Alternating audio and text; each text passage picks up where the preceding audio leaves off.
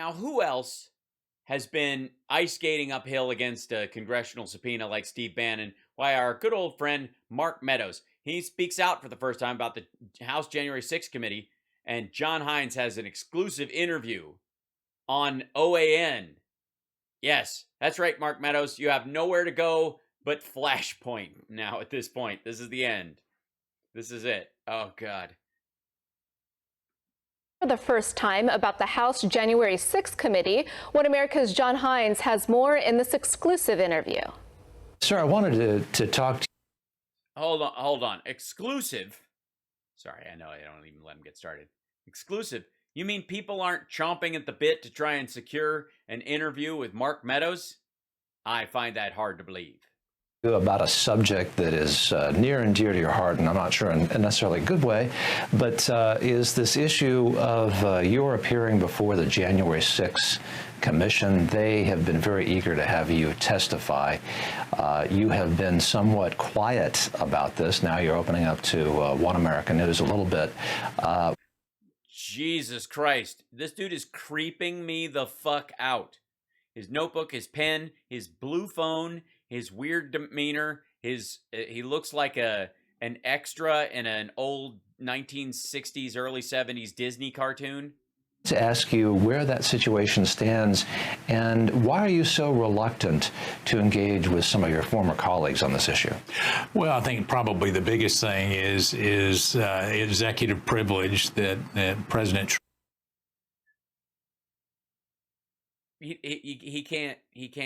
He doesn't get executive privilege. Not around this. Treason and murder aren't covered, asshole. Is claiming is not mine to give away. You know, if it were mine to give away, then perhaps it's a one-on-one discussion that I could have with Chairman Thompson and talk about that. But this is a privilege that belongs to. What? Wait a minute. Why one-on-one with the chairman? Mark, you don't actually think you're important, do you? Trump. Candidly, the scope of what they're asking for, at least what we've been led to believe they're asking for, is well beyond any real legislative purpose. Wait a minute. Led to believe, asshole, they served you with a subpoena. You're not. This isn't a game of telephone. At the same time, you know, there's been a lot of critique in terms of what do you have to hide, and I'm not aware of any advanced knowledge of any nefarious actions that we had knowledge of in the West Wing on January 6th. I'm not aware of what and any nefarious knowledge of anything we had. Look at it. Look at his eyes right now. I'm not aware of anything that we had a foreknowledge of nefarious activities. And no. The actual, what they did once they got there, we were just like, hey, go fuck them up. I didn't have any awareness of whether they were using their feet or their fists, or they were going to use Blue Lives Matter flags. That totally caught me off guard. Fire extinguishers, bear spray. We didn't really discuss that. We just said, go fuck them up. And yet at the same time, you know, there's been a lot of critique in terms of what do you have to hide, and I'm not aware of any advanced knowledge of any nefarious actions that we had knowledge of in the West Wing on January 6th. I mean, the breach of the Capitol security, I think, caught all of us by surprise. Certainly caught me by surprise. I know. I never thought it would be successful. I was, watching it on television and masturbating at the time, but it was just getting too exciting. I blacked out in the middle. Didn't have any advance notice. And so... Hey, well then, go say it under oath, fucko. How hard is this? Yeah, they didn't do nothing. Right. Didn't do's. What? Yeah. Then go say it under oath. Say this under oath. You know, in spite of those declarations, it seems like that the House committee wants to move forward. Hopefully, this is something that can either be worked out in a spirit of accommodation, or in the courts where they rule on whether a previous sitting president has rights to some executive privilege. Well, it's not only Yeah, no, he doesn't. And secondarily, if he didn't do anything, why do you need the executive privilege? The fuck for? If you're not proud of what you did on that day and ready, what's stopping you if you are proud of it? Former presidents, I gather that it's former presidents. It's about former presidents. It's about sitting presidents. The precedent here, then, of course, is that I gather that if you were to appear, and they also want documents, I think, as I understand it, Right. and if you were to provide those and you to appear, it also sets a very interesting precedent with a future president or a current president like Mr. Biden and a future Congress. Well, it has so you could a very chilling effect. Yeah, it would have a very chilling effect on anybody who wants to launch an attack on the fucking Capitol so they don't lose an election. Asshole, it should have a chilling effect on those kind of communications. Just like Iran-Contra was meant to have a chilling effect on presidents trading drugs for guns and hostages. It's supposed to chill you. It should chill you to the fucking bone. Without a doubt. You could get in a situation where Joe Biden's chief of staff would be subpoenaed to appear before a Republican Congress. Is that not correct? Is that accurate? Without a doubt, and it would have a chilling effect on the advice and counsel that a president gives. The chief of staff and the president of the United States oftentimes will have a number of conversations that are just between the two of them, and yet. Yeah, asshole, that never happened. For real. There was no point where, honest to God, where Mark Meadows and Trump, where Trump was asking Mark Meadows for his sound advice as his chief of staff. Mark Meadows was a giant secretary for Trump. That's it. Chief of staff to Trump means like primary servant. He wasn't bouncing ideas off of Mark Meadows.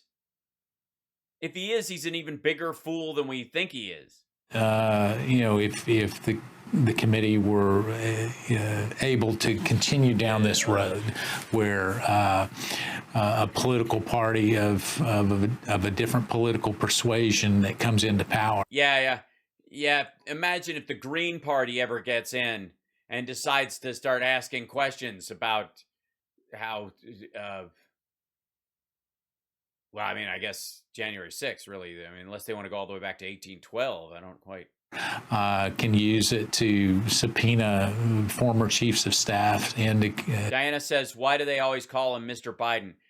Because they're trying to, for their audience, they can't call him President Biden because they don't want their audience to believe that they know he's president. Give some of those intimate details. I'm not sure exactly where. You mean you don't want to plead the fifth in public? But I think the difficulties that it would create are certainly not something that I think we want to go down. To your point, I know there have been a number of Republicans already who have said, well, let's bring in Ron Klain. Right. And have him talk about the relationship between the decision to pull out of Afghanistan and some of the decisions that were made there. And there's proper oversight, without a doubt. There's proper oversight. Yeah, but the deaths that happened or mistakes that occurred, very different than ordering an attack on the fucking Capitol. The standard is so goddamn high. And by the way, hey, look at that. It's 4:10 my time, and I'll be goddamn if we're not still out of Afghanistan. That can be done, but yet when you get the most senior officials, and particularly the chief of staff, it's never been done, to my knowledge, in terms. Yeah, tell you what, if there's ever any information that Ron Klain was coordinating with Americans who were trying to subvert our getting out of Afghanistan, our removal of troops and people, out of Afghanistan. And Ron Klain was calling them during the time it was happening. Tell you what, drag that fucker in front of a committee. Because that's the standard you would have to meet. Of bringing them before Congress, and certainly I think judges across the political spectrum would see the potential harms that it may create. Mark Meadows, the former No. And really, that's it? chief of the 45th President of the United States and author of The Chief's Chief. Thank you for talking to us on One American Is, sir. Great to be with you. Thanks, John. Want to see Author of the Chief's Chief? The chief of all chiefesses? Is that really? Does Mark Meadows have a goddamn book called The Chief's Chief? I think we remember seeing it at some point. Oh God, how embarrassing. Yep. The Chief's Chief. The Chief's Chief. He's the chief of the chief. By the way, Trump looks like he's vaguely in pain.